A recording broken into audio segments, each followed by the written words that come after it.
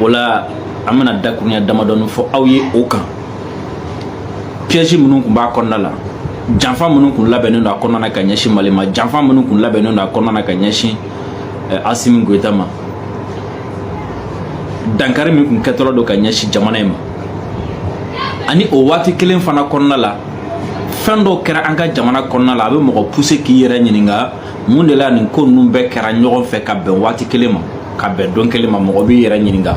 est-ce que c'est simple coïncidence, hasard dɔrɔn de don wa, ou bien fɛn wɛrɛ kun bɛ a kɔrɔla la. O tɛmɛnen kɔfɛ, CEDEAO yɛrɛ ka nin ɲɔgɔnye na incohérence minnu b'a kɔnɔna la, yɛrɛ kansɔsɔ minnu bɛ a kɔnɔna la,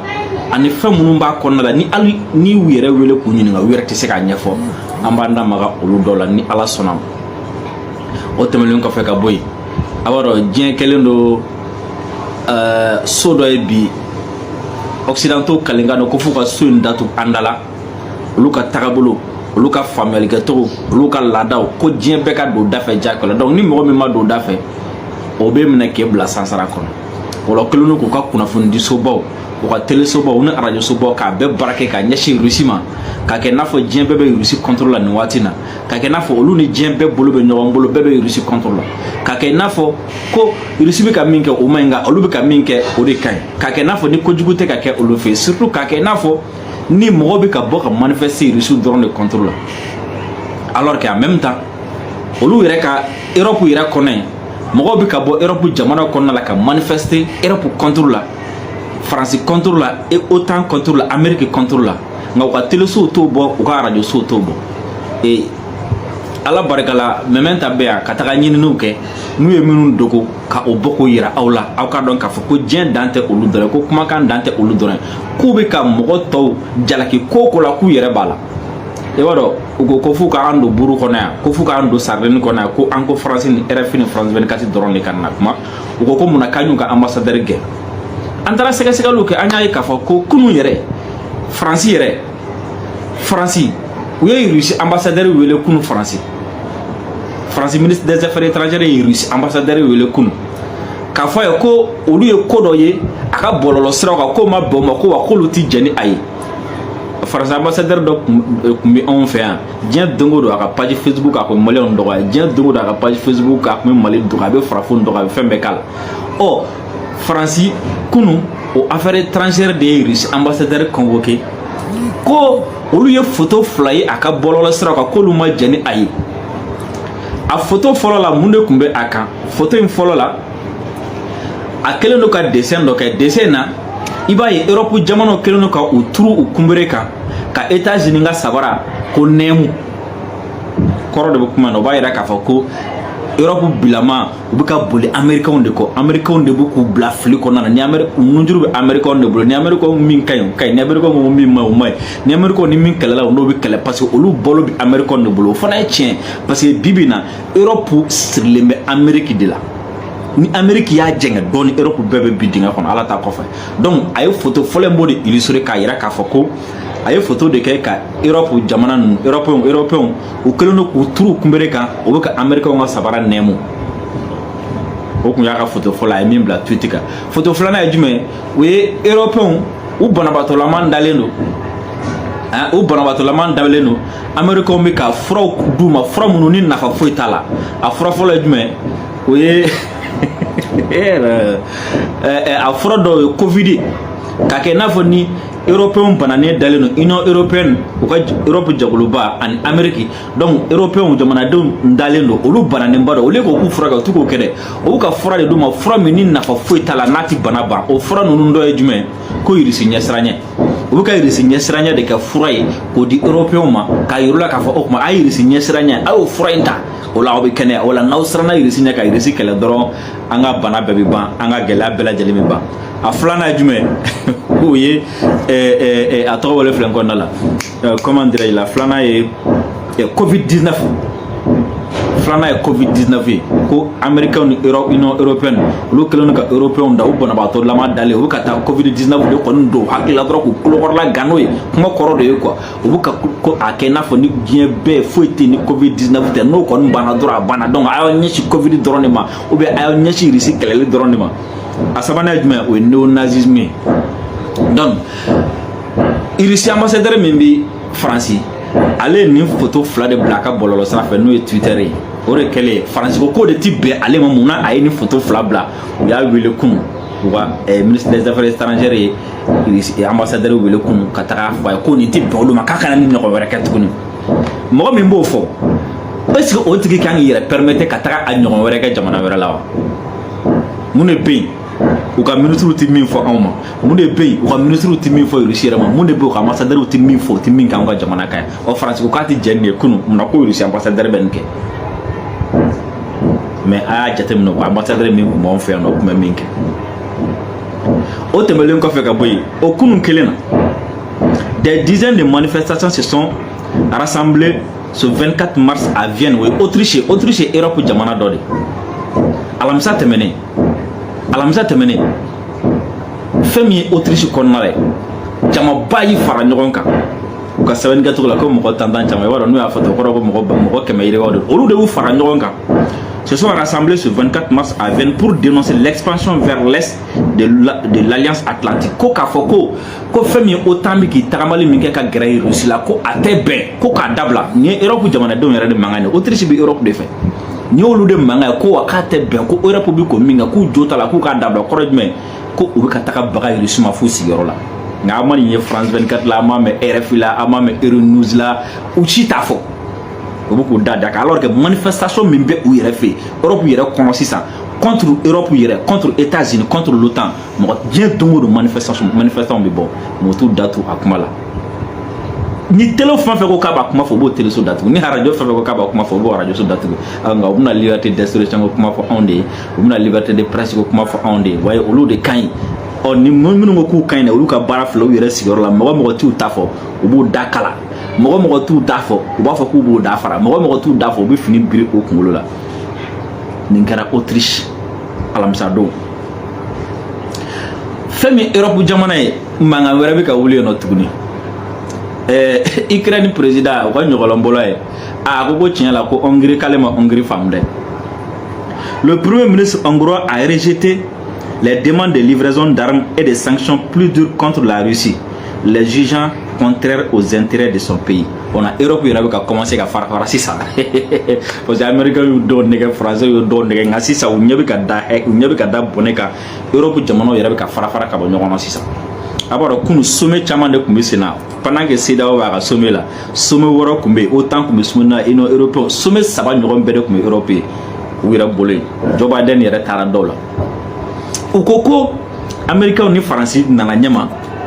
ko k'u ka jɛ sisan k'u ye ɲangili minnu da Russie kan k'u ka dɔ fara a juguya kan halisa ɔ Europe jamana caman bɛ yen nɔ ko ɲɛ b'a la dɛ ko an t'a la an min ka tɔɔrɔ hɛn a y'an bila k'an ka fɔlɔ minnu ta o bɛ ka min d'anw ka jamanadenw kan anw de b'a dɔn a ti ka foyi tiɲɛ Russie a ti ka foyi tiɲɛ aw ye aw kana pousser k'anw bila kɛlɛ la kɛlɛ min tɛ hali anw yɛrɛ ka kɛlɛ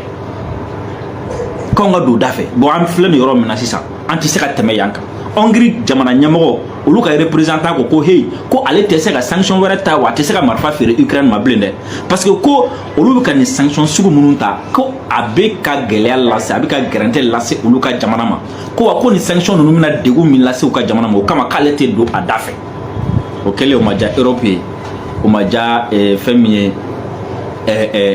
Ukraine ɲɔgɔnlɔnbɔla ye donc nin waati na Union européenne yɛrɛ kɔnɔna la fɔɲɔgɔnkɔya b'u ɲɔgɔn cɛ tension b'u ɲɔgɔn cɛ ka ɲɛsin Russie ma nka u ka kunnafoniyaso tɛ sɔn ka nin fɔ dɛ u b'a yira dɔrɔn ka kɛ n'a fɔ Poutine bɛ fɛ ka dɛsɛ a bɛ fɛ k'a ka kɛlɛ yɛlɛma ka ɲɛsin Donbass ma a bɛ fɛ ka nin kɛ tan a bɛ fɛ ka nin kɛ tan nka u yɛrɛ bɛ yɔrɔ min na bi l'Union européenne est sur le point d'exploser rupture min bɛ sisan nɔ c'est pas petit parce que caman y'a ye k'a fɔ hey an bɛ ka taga yɔrɔ min na Joe Biden ko cogo di Joe Biden n'a taara RT France a bɛ nin kunnafoniya sɔrɔ yan Joe Biden ko cogo di s'il a vanté l'unité du camp occidental Joe Biden de ko ni Joe Biden y'i disi gosi ni occidentaux ka faralen ɲɔgɔn kan Russie contre la nin waati na Joe Biden a mis en garde contre les pénuries de nourriture qui pourraient résulter du train de sanctions adopté contre la Russie Joe Biden ko cogo di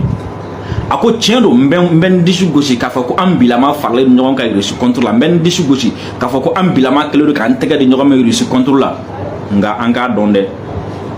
an bɛ ka ɲangili minnu ta ka Russie sɛgɛrɛ a bɛna kɛ sababu ye sɔɔni dɔrɔn dumuniko problème bɛ na anw fɛ baloko dɛsɛ bɛ na anw yɛrɛ fɛ yan nin ye Joe Biden kumakan ye. Joe Biden a mis en garde contre les pénuries de nourriture qui pourraient résulter du train de sanctions adoptées contre la Russie. Il a de plus lui-même mis en cause l'efficacité de ces mesures de rétorsion. Joe Biden ko tiɲɛ don an y'an tɛgɛ di ɲɔgɔn ma o ye wasana ko ye an kan k'an disi gosi k'a fɔ k'anw bɛnna nka an k'a dɔn dɛ an filɛ nin ye ka ɲangili minnu ta ka ɲɛsin Russie ma a bɛna kɛ sababu ye ka baloko dɛsɛ don Europe kɔnɔna na a bɛna kɛ sababu ye ka baloko dɛsɛ don Amérique kɔnɔna la wa a tɛna dan o ma dɛ wa ne yɛrɛ Joe Biden ne ɲɛ bɛ min na dɛ an bɛ ka nin ɲangini min ta ka se Russie ma dɛ ma da la ni nafa b'a la nafa t'a la o kɔrɔ ye jumɛn ko Europe yɛrɛ bɛɛ farala ɲɔgɔn kan Américains yɛrɛ y'a dɔn sisan ko u tɛ se Russie la k'u bɛna dɛsɛ Russie la wa k'u bɛ ka fɛn fɛn tigɛ k'a bɛɛ nkalon ye aw tɛ min kalama peut-être les faibles d'esprit. C'est-à-dire, avoir le doctorat et être en mesure de réfléchir correctement, c'est pas la même chose. Il me faut ma doctorat be mo tambol olu te nunu kan propagande nunu fam Europe be mina be umuna teleso fan fe be no ni ati uta nyo fo yu datugu jona muna parce que teleso na na tien yira Europe jona umuna tien yira Amerique jona wala population mena fam ko ja nunu fe kata minke amani on ka herete ala nga wira dama de ka here kama obe ka ke donc o de kama o teleso no radio so datu donc o kele olu yira ka teleso no ka radio so munumbe no TF1 ni France 24 ni adonta aborta olu to munumbe olu ka bara jume ka yira Europe la ko tout va bien ka yira Europe la ko ameka sebaka soro Russie ka yira Europe la ko Russie desra Ukraine na ka yira Europe la ko wa kamisa ka solution soro la ka soro bibina ni Russie ya senda gazi franc dron o Europe ko bane nene bu befa o jamana te diena be mimi se ka Russie gazi remplacer Europe kono bi ate donc u ka taga mununu ka taga Américains fan fɛ ka kɛta u y'an accord dɔ kɛ ni Américains ye u bɛna 5 milliards de mètres cubes de gaz di a ma Castro a tɛ tɛmɛ 8% kan u mago bɛ min na et les 92% ou bien les 85% jɔn mina o di u ma a mɔgɔ t'u bolo a fɛn t'u bolo mais pour que k'olu dogo Europe jamana tɔw la u bɛ mun kɛ u bɛ bluff kɛ u bɛ propagande kɛ u bɛ somo kɛ kunun u tun bɛ sommet dɔ la ko u ka jɛ k'u sigi k'a lajɛ ko u bɛ se ka bɔ Russie bolo cogo min na parce que olu ka fɛn bɛɛ sigilen don Russie la u ka fɛn bɛɛ de sirilen don Russie la Europe bɛ ten u ka dumuni sirilen don Russie la u ka énergie kuramafɛnw n'o ye gaz n'a ɲɔgɔn pétrole y'a sirilen don Russie la u ka fɛn bɛɛ sirilen don Russie la donc k'u k'u sigi k'u miiri sisan walasa olu bɛ se ka bɔ Russie bolo cogo di u taara o sigi ka miiri de kɛ o de wolola jumɛn na ko bɔn ko Américains bɛna gazi milliards mètres cubes damadɔni di u ma k'u bɛ n'o réserver mais o tɛ tɛmɛ de 8 à 15% kan donc kɔrɔ ko u bɛ nin kule Biden bɛɛ la Europe tɛ se ka jɛ Russie kɔ wa u ye nin ɲangili minnu ta u yɛrɛ y'a san ko a bɛna kɛ sababu ye ka baloko dɛsɛ lase olu fɛ o tuma anw kan ka taa misi san ninnu fila ni ɲɔgɔn cɛ c'est chaud hein c'est chaud en Europe en ce moment c'est chaud très très très très chaud ils ont chaud donc anw bɛna taga yɔrɔ jumɛn ninnu fila ni ɲɔgɔn cɛ c'est très simple an kan ka taga mɔgɔ min yɔrɔ o la ne y'a fɔ aw ye nin bɛɛ fɔ kun ye aw ye jumɛn pour que a k'a dɔn k'a fɔ ko ala ta kɔfɛ anw jigi ka ɲi géopolitiquement sisan ala ta kɔfɛ anw taga yɔrɔ ka ɲi ala ta kɔfɛ anw bolo di yɔrɔ ka ɲi CEDEAO ka misɛn Faransi ka misɛn Union européenne ka misɛn olu yɛrɛ baba olu fa olu yɛrɛ sɛmɛnen don yɔrɔ min na dɛ anw bolo bɛ yen de o de la n taara munumunu yan fɛ ka sɔrɔ ka na ni aw ye CEDEAO kɔnɔna na k'a faamu k'a fɔ ko y a rien en face c'est maïs donc vidéo a y'a partager kosɛbɛ a ye vidéo a y'a partager kosɛbɛ a y'a partager kosɛbɛ a y'a partager kosɛbɛ an bɛ hakɛto ɲini ka welelikɛlaw fɛ bi ni n tilala n bɛna nɛgɛjuru sira labila ni mɔgɔ minnu bɛ fɛ ka weleli kɛ u bɛ se ka don ka weleliw kɛ donc n y'a kanu fɔlɔ ka taga munumunu ninnu fɛ ka sɔrɔ ka na don CEDEAO kɔnɔna la maintenant CEDEAO ka kunu sigi yana an ka don fond na fɔlɔ an bɛna forme yɛrɛ ta k'a lajɛ d'abord i b'a ye président bɛrɛ kun tɛ yen hakɛ to n balimakɛ d'abord président bɛrɛ kun tɛ yen munna n'a y'a jateminɛ Nigeria président depuis ye sommet daminɛ a tɛ ka taa munna a tɛ taa parce que a y'a faamu ko jaja Boko Haram ko finman n'a jɛma bɛɛ Faransi Nigeria président depuis ko in daminɛ a tɛ ka taga a bɛ mɔgɔ de bila ka taga ale yɛrɛ président mais a yɛrɛ tɛ taga n'o ye Buhari ale y'a faamu k'a fɔ ko jaja CEDEAO in ye Faransi ka baarakɛminɛ ye wa o Faransi kelen de bɛ ka Boko Haram armée ale contrôle la donc ale tɛna na taa sen ni mascarade ninnu na ale tɛ ka taa mais o ka kun sigi na aw y'a jateminɛ président kun man ca mun de la président man ca ça veut tout simplement dire que président bɛ ka commencer ka u désintéresser ka bɔ nin ko in na président bɛ ka commencer k'a bila u kunna k'a fɔ k'u ka ci ka ca nin ma président bɛ ka commencer k'a faamu ko à chaque fois il bɛ taga nin sommet in kɛnɛ kan n'o ye CEDEAO ka nin sommet in kɛnɛ ye i ko bɛ goya farafindenw ye i ko bɛ goya i ka jamanadenw ye les présidents sont en train de se réveiller les présidents sont en train de comprendre que à chaque fois qu'ils participent au sommet de la CEDEAO ils sont rejetés par leur propre peuple et ils sont rejetés par le peuple africain. Donc, raison pour laquelle ils commencent à se faire rare au sommet. Président a commencé à se soumettre à un sommet intégral. Il faut faire une forme il faut faire la carrière qui fait que pression même que ça aboutit, pression même que avec un nafabo, pression même que avec un nobo, mouna parce que les présidents il y a des sera qu'à CEDEAO qu'à Kenya qu'à Watina. Oui, flané. Follow et du mais au bout qu'à commencer à me boire la donne parce que nous président même maintenant président d'affaires il m'a flatté mais président Dourou Noronka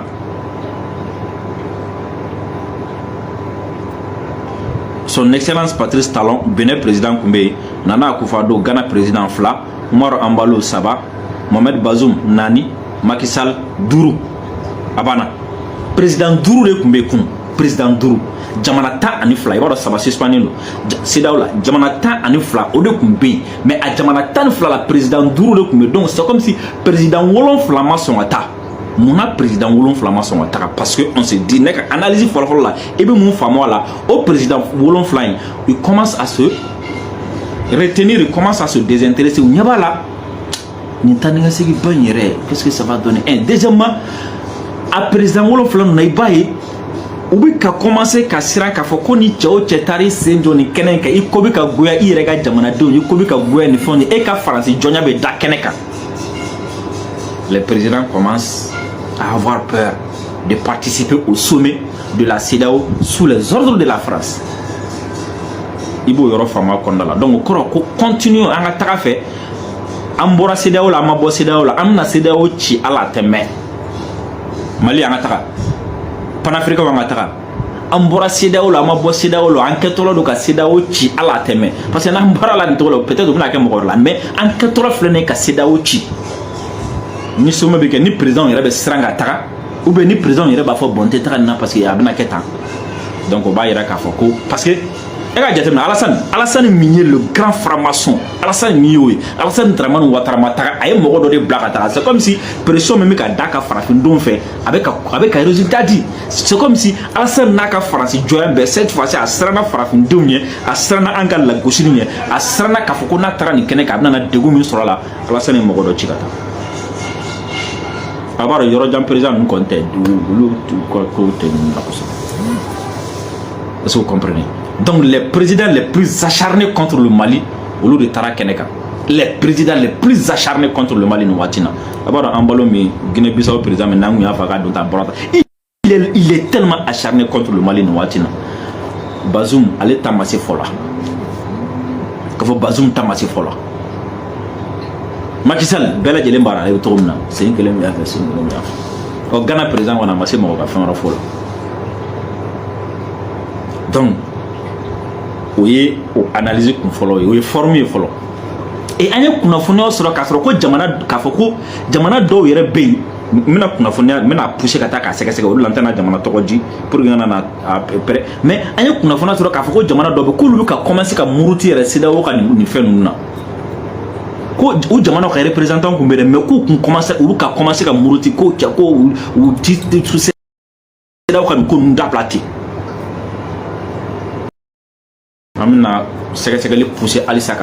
Donc ça veut dire que